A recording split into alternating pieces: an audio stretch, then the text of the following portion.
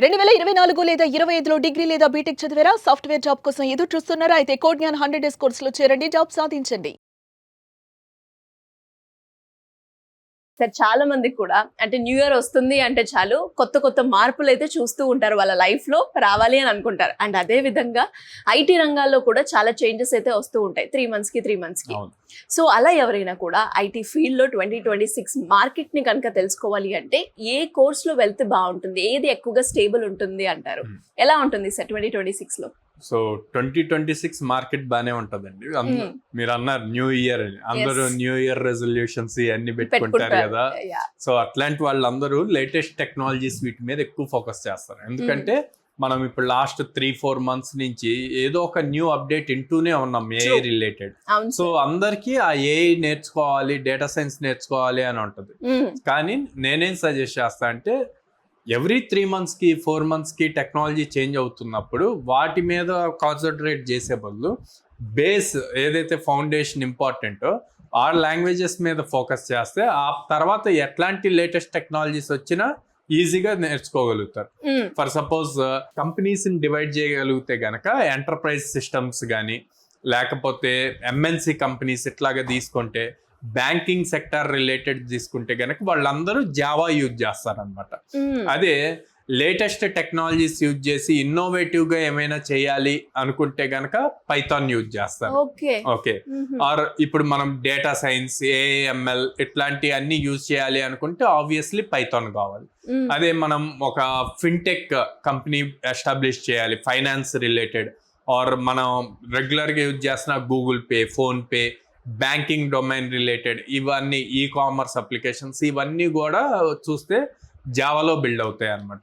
So ఒక student పర్టికులర్గా నేను ఎందులో సెలెక్ట్ చేసుకోవాలి, ఏ టెక్నాలజీని చూజ్ చేసుకోవాలి అన్న కన్ఫ్యూజన్లో ఉంటే కనుక చాలా సింపుల్ అండి.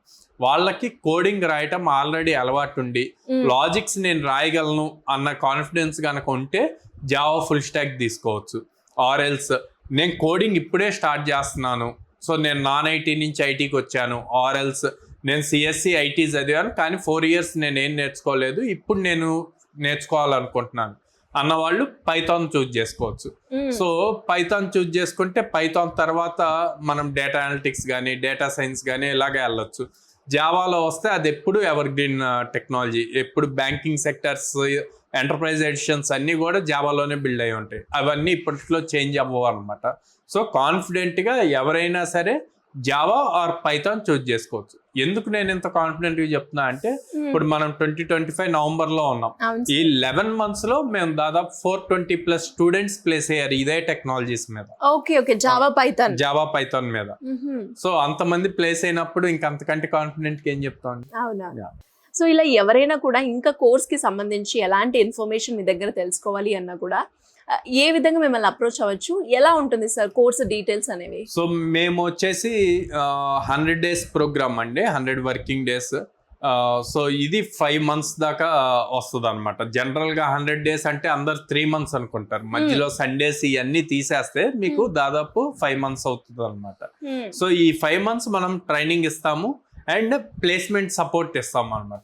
సో ప్లేస్మెంట్ సపోర్ట్ ఒక స్టూడెంట్ కి తన ఫ్రెషర్ ట్యాగ్ అయ్యే వరకు ఇస్తాం. అంటే ఫర్ సపోజ్ 2025 April లో పాస్ అవుట్ అయితే 2027 April వరకు మనం సపోర్ట్ ఇస్తాం. 2 years ఇస్తాం అన్నమాట. చాలా మందికి ఉంటుంది సార్ కోర్స్ అయిపోయినాక అంటే ఇంటర్వ్యూస్ అటెండ్ అయ్యే స్కోప్ ఇస్తారా, లేదంటే డ్రైవ్స్ మాకు ఆపర్చునిటీస్ కల్పిస్తారా అనేది ఎలా ఉంటుంది సార్? సో వీళ్ళు జాయిన్ అయిన 1 month తర్వాత నుంచే ఇంటర్వ్యూ ఆపర్చునిటీస్ వస్తాయండి.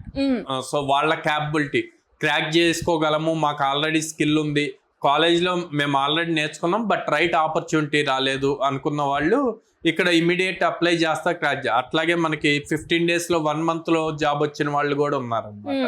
సో అదే లేదు అంటే కోర్స్ అంతా నేర్చుకుంటారు, నేర్చుకున్నాక అప్లై చేయటం స్టార్ట్ చేస్తారు. సో నేనేమంటా అంటే ప్రతి స్టూడెంట్ని మీరు కోర్స్ నేర్చుకున్నా కంటిన్యూ చేస్తూ ఉన్నా ముందు అప్లై చేయటం స్టార్ట్ చేయండి. ఆ ఇంటర్వ్యూ ఎక్స్పీరియన్స్ రావటం important.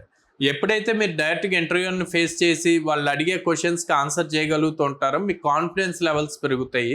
At the same time A type of questions అడుగుతున్నారు అన్నది తెలుస్తుంది. అప్పుడు నెక్స్ట్ రౌండ్ లో మీకు ఈజీ అవుతుంది. సో 100 days ఉంటుందంటారు.